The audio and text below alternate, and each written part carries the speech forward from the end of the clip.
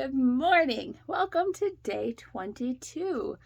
So I think this week I want to talk about different ways of autonomy, being autonomous, right? So doing things for ourselves, like making our own decisions based on our own values, our own beliefs, things like that.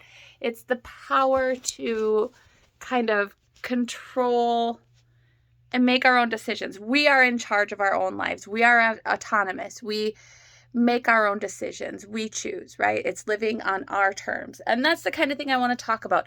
I want to talk about like things you can do yourself for addiction or treatment, or, what can you do, right? Like we talked about music, we talked about connections, like things that you can do on your own. If you can't or don't or won't, go in to see somebody like me, right? So today I want to just talk really quickly about things like books, right? Books can be really fucking helpful. I'm a total nerd. I love reading in my free time. It's pretty much one of my favorite things to do.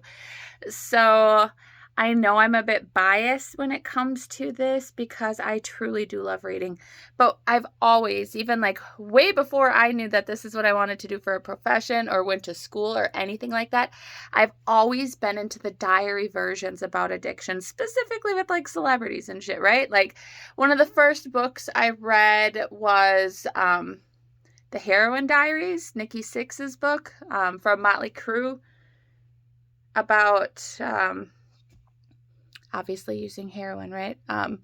But it gives you such a good insight into the mind of the person.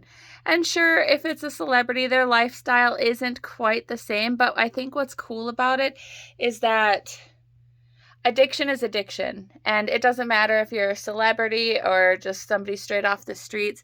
What's going through your head, that need, that compulsion, that desire to use, it all comes along with it, right? So I really like that you get a look inside of somebody's head. I think that's like the coolest thing ever, but I think that really is a good way to connect or not feel so alone while still being alone, right?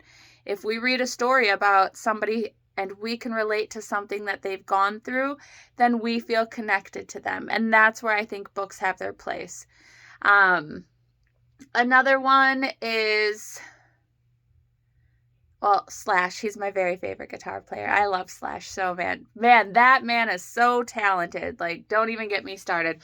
But even his story, Slash, I read during COVID at some point, gives insight about his substance use, right? And what he was doing and how it took over. And I mean, his is a good story of harm reduction, right? Like, he couldn't use heroin. That fucked him all up, made him just uncontrollable, but he could drink 20 hours a day and still rock star it up. So I like that it gives you other options other than an all or none. I mean, now I'm pretty sure he's somewhat abstinent, or was at the end of his story. So,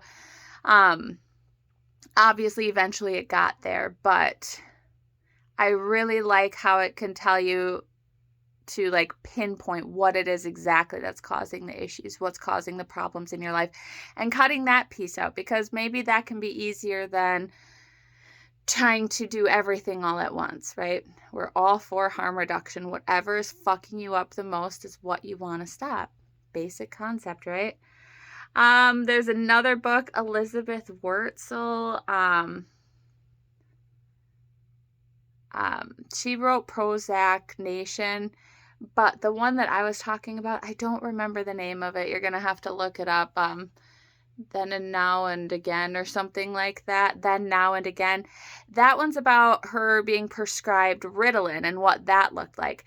And that one gives you such insight as into like the mind while you're fucked up, right? Like what she's thinking while she's messed up.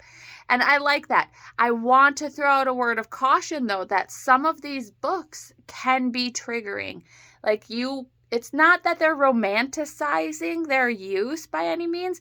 It's just that maybe you are, or maybe there's something about it that is just brings up a memory for you, or causes a trigger, or sounds appealing, or whatever it may be. It can just be something that can be hard sometimes, right?